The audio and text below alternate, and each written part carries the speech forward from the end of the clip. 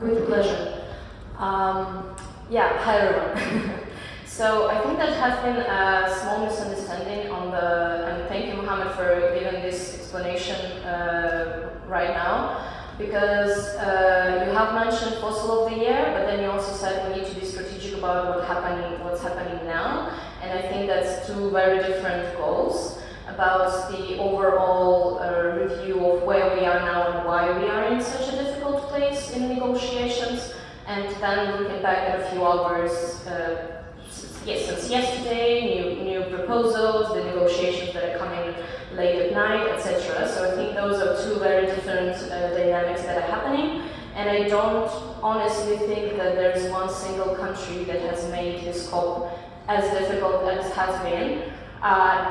Even though it has been in Egypt, and I would actually also support that nomination, but I think that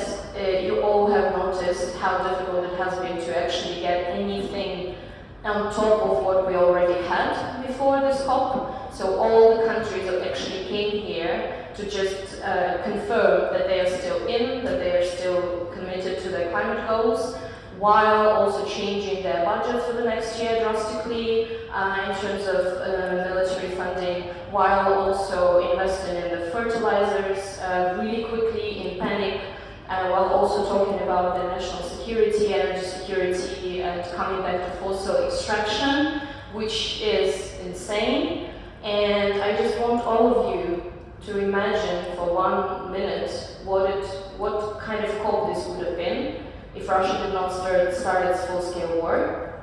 what kind of conversation we would have been having instead here, and what the countries, how they would behave instead of trying to cover their basic kind of security issues and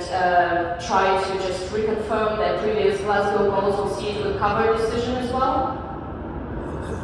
This is just reconfirming, and we fight so hard for the things to at least not to be worse than they were in the previous decision from Glasgow, but also on other topics. So I think that if we talk about fossil of the year, then there is no better country to fit the purpose than Russia, because it actually wants us to not talk about it, and we cannot afford it. But then if we actually, so I think that this is the clarification we actually need to make, or we make two of them, one with an overview of the year and one with an overview of the last 24 hours, because these, as I said, are very different issues. And if we look at the root, not at the symptoms, why this COP has been so